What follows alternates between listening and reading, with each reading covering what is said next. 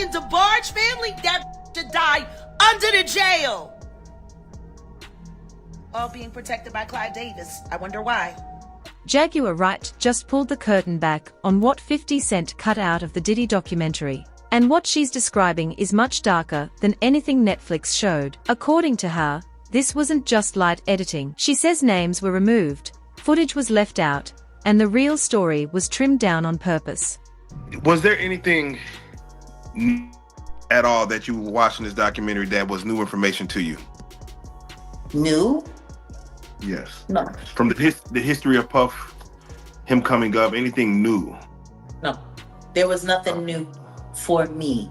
There was nothing new for me. Isn't just as bad as Diddy. 50 actually has a heart. He's a lovable thug. You know?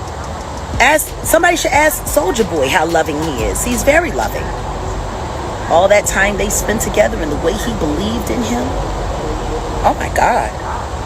They were almost inseparable. Truth is, Curtis is a swish. Been a swish for many years.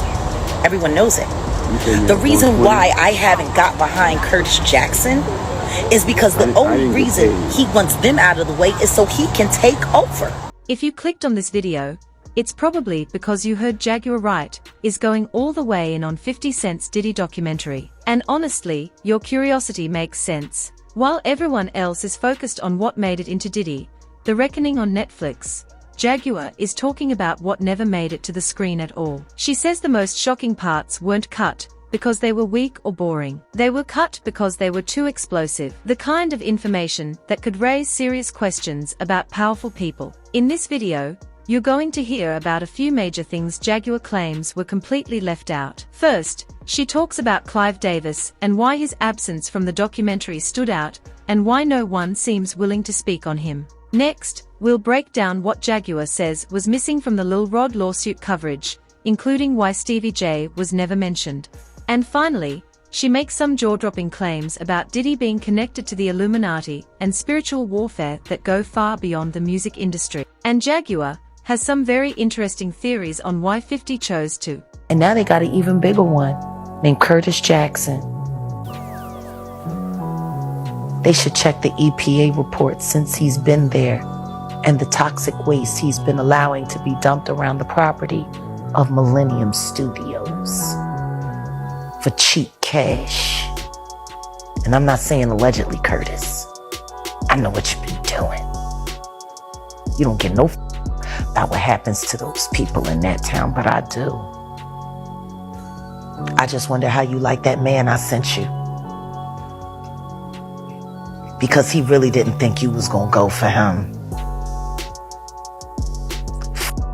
You, Curtis, you better do right by Shreveport, or I'ma let everybody know that Diddy Doo-Wop Bop ain't the only taste you. One of the biggest questions Jaguar Wright keeps asking is about Clive Davis. She points out that this is a man who owned 51% of Bad Boy Records. That means he had control. Yet, in a 4-part documentary about accountability, he barely shows up at all. Jaguar says he only gets around half a minute of screen time. To her, that makes no sense, unless he was being protected. Maybe he doesn't want to be. Walking into somewhere and they asked him about Diddy and he said who? Is that old age, or does he not? They're not in the same world, or they're in the same world, but they're not cohorts. He's definitely been his ex. Oh, okay. I would call that the same world. Okay. Pretty And intertwined. for him to say Diddy who is his way of saying, I'm not talking about Sean anymore. Maybe he's been playing cozy with the other Sean. Maybe he just got him another Sean. Maybe he just got him another Sean. When Jaguar was asked who the worst celebrity she has ever been around, she didn't pause. She said Clive Davis. She described him as someone with enormous power and a very dark presence in the music industry. She went even further, claiming he was connected to multiple Bitch who would sign to Clive Davis after we all know what he did to Whitney Houston? And praise, Clive is my everything. Clive is my everything. I'd be nothing without him. You're fucking right. You're still nothing, even with him.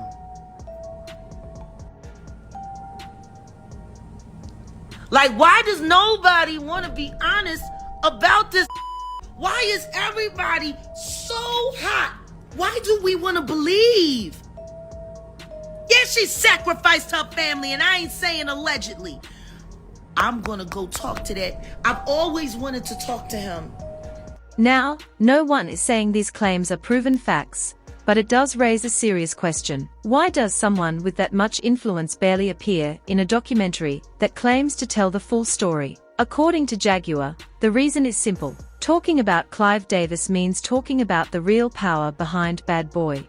Who's the worst celebrity like that you've been around and is like the most full of sin? I know no sin is greater, but like just was like, damn, this Clive Davis. Devil incarnate. Clive Davis. He Janis Joplin. He blackmailed Betty Wright so she wouldn't tell anybody that he Janis Joplin. He killed Whitney Houston.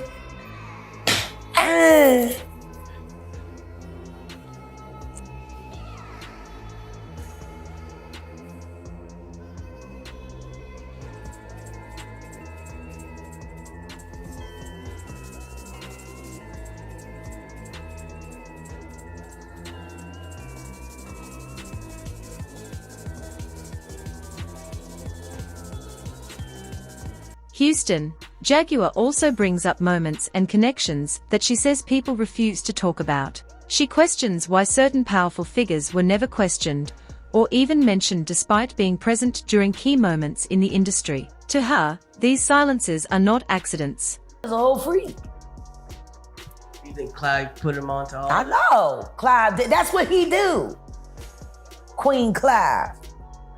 Long may she reign in hell. When 50 Cent Don't nobody want to talk about why R. Kelly's bus was parked in Clive Davis's driveway, why his tour bus was parked in Clive Davis's driveway at the house where the shit went down between Chris and Rihanna. Don't nobody want to talk about why it was filled with video girls who were being trafficked. And he was never questioned by Me Too. Why ain't nobody from Me Too saying anything? They had so much to say about Harvey Weinstein, who's now all his charges is being dropped. So much for their investigation. Guess it was a little paper thing. She then talks about Gandil, describing him as a peacemaker who helped keep things from spiraling out of control during tense times in the Bad Boy era. According to Jaguar, his presence kept a lot of situations from becoming much worse. She says when he was no longer around, everything changed. Without that balance, Things I could tell you. There were a lot of fights at those old rap shows. What I can say was, he was the peacemaker. Period. Didn't nobody want to feel what he had to give. And he was never quick to give it. He gave a word, and that was understood. And it was the confidence that was built around his character that made Bad Boy so feared. You know what I mean? Because ain't nobody want what he had or the people he could call to back up what he said. That gave Bad Boy a presence not to be fucked with. You know, Death Row had Suge, but Suge was the CEO. Diddy wasn't that. Yeah. But he had Gene, see. And Gene kept him honest. Like, you gotta remember, all of these people been knowing each other since high school. We talking back in the day. You know, even out, like, when people don't even realize, like, I'll Be Sure and Pete Rock, they're best friends, yo. Right. They went to high school together. They've been best friends since 10th grade. People change a lot when money and circumstances come into the way. How a person acted in the 10th grade is gonna be very different than how they act with $500 million and an axe to grind. You know what I mean? Like, it's a different person.